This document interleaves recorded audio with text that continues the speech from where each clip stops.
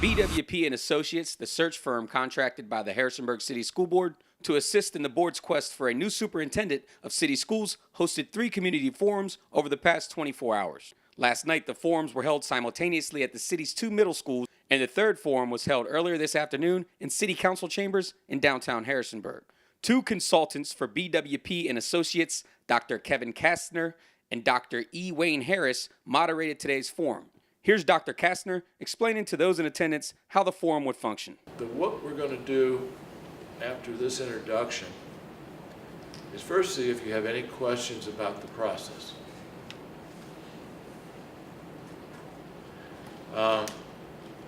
Wayne and I are going to perhaps probe a little bit and try to get you to comment, but we're going to stick with 3 basic questions. What are the strengths of the Harrisonburg City School System?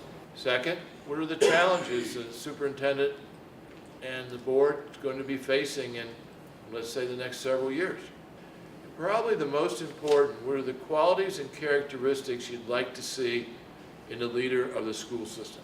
Several parents in the audience praised the city's dual language and STEM programs. I'd like to add to the strength the bilingual, the dual language program that Kisner really grew, not only started, but also grew the program. Actually, I'm not sure if he started that. That was before I got here, but it was in place when we moved.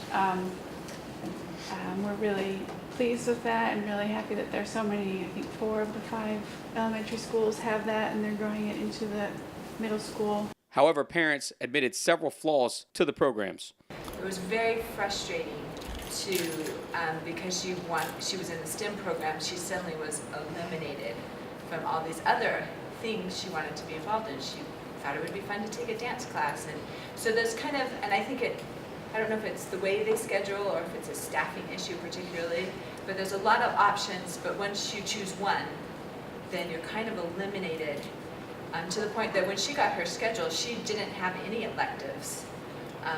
So I think that's a weakness, is how classes are scheduled at the high school. It's not transparent to the students or the parents. I'm not even sure it's transparent to the staff. Like a black magic when you talk to them. Attendees want the new superintendent to be informed that on day 1 on the job, he or she will be entering a politically charged environment. Harrisonburg continually struggles with old and new Harrisonburg, with growth and change, and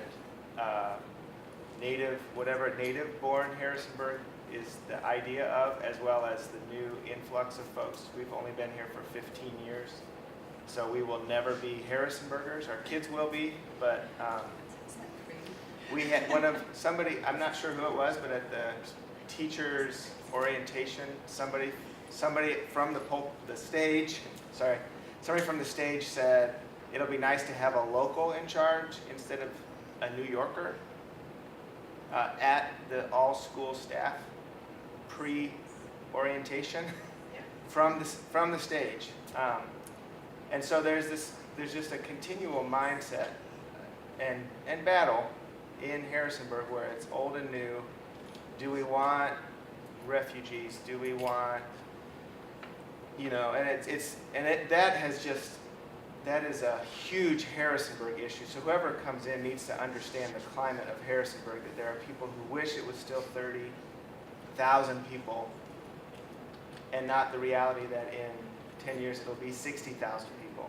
B.W.P will give the school board a report on its findings from the forums. They will also keep a survey open to the public up on the school division's website until December 1st, 2018. Once B.W.P has narrowed the field of applicants down to 6 individuals that they feel will be best fit for the Harrisonburg City Public School System, they will submit those names to the Harrisonburg City School Board, and the rest of the hiring process will be in the hands of the school board. In Harrisonburg, Theodore Whitelow, Breaking Through News.